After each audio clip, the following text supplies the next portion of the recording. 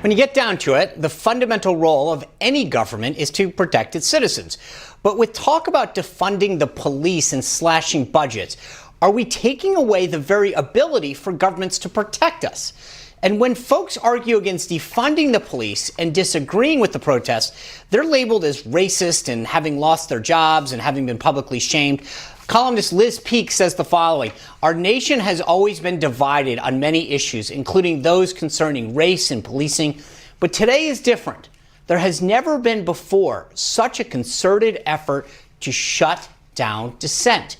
Why are we no longer allowed to have a civil discussion if we disagree? What happened to freedom of speech? Well, let's ask our company, radio talk show host Steve Sanchez and author and columnist Ellis Henican. Gentlemen, welcome. Hey, man. Steve, let me start with you. I was talking to Dave Rubin about this a minute ago.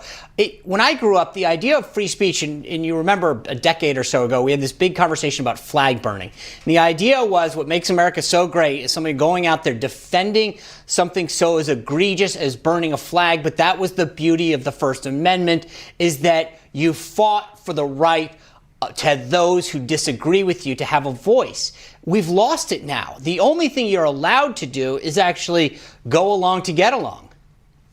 Yeah, I agree. And, realistically, being in media, being in radio, a large social media presence, I'm censored all the time for my speech. I guess, they think, well, Steve Sanchez is a Hispanic. He's on the wrong side. He needs to come over here to the left. It's ridiculous that today an opinion is taken to another level. And it's the cancel culture. It's the silent majority. They're trying to silence us. And it's ridiculous. And, Sean, I'll tell you, if you think it's bad now, just wait till we're closer to the election, or when the election happens, it's going to get worse. Ellis, to that point, I was listening to some of the Sunday shows, and Chuck Todd on Meet the Press was talking about the president and the renaming of all of these things. And I don't want to get into the issue necessarily on this, but he said, the president's out there on an island by himself on this. No one agrees with him. And I thought to myself, that's not true.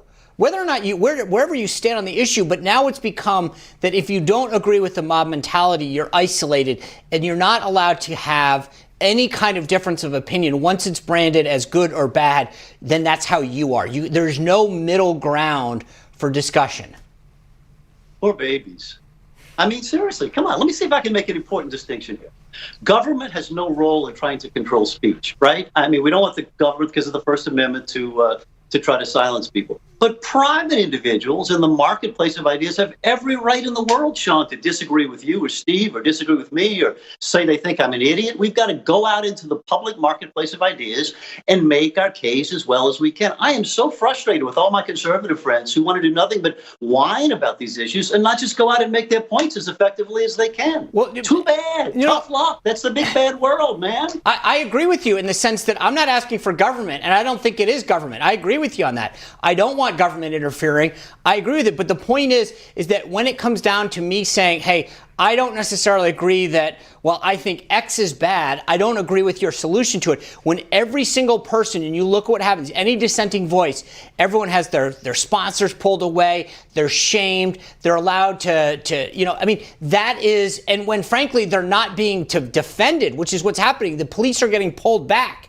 So I do think there's a difference between the government and having society be able to come down on you like that. That's not what this is supposed to be about. I think there is a big difference.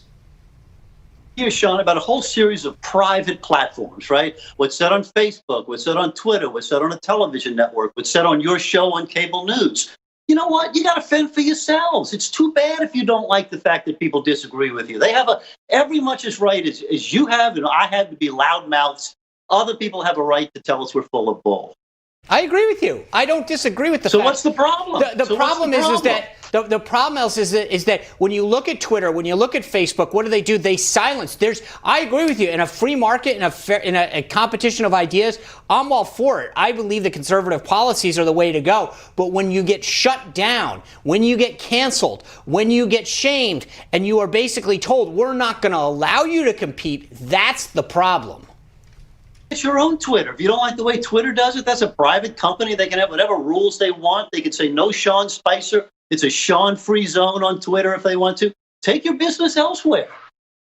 And now we're in this cancel culture, which is really interesting. But when you look at where this all started with the death of George Floyd, which is a terrible thing, everyone can get on board with that. But now this mob mentality wants to tack on all these additional things. Now it's defund the police, which we're talking about. And if you disagree with what's been tacked on, now you're the evil person. Even Rep. James Clyburn, when he was on a podcast at NBC, he's asked about this, and then he tacks on all these things. Well, healthcare system's messed up. We need to restructure education. And then he blames it all on Trump, which I think is really interesting because he's talking about these systems that have been in place for a long time, yet the president's only been in office for 3.5 years. And so everyone's kind of using this as an opportunity to jump on the bandwagon, attack on their issue, and then if you don't agree with that issue, now you're a bad guy, but we're going to bring it back to the original issue, which is Black Lives Matter, which we were all on the board with in the beginning, which I think is interesting, Steve.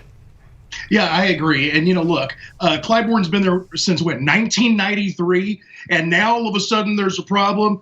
Trump's been there 4 years. All of a sudden, Trump's the problem. Every woe you have, healthcare, education, police reform, everything is a problem. And the real problem is D.C. It's a swamp. Term limits are really necessary in this country because people are sick and tired of being sick and tired. And I'll tell you this, there is a silent majority. If you thought they showed up in 2016, just wait until November. Hey, the mainstream media is not going to want to tell you that because it's not sexy to tell you that, but I'll tell you this, November, just watch the red wave hit this country.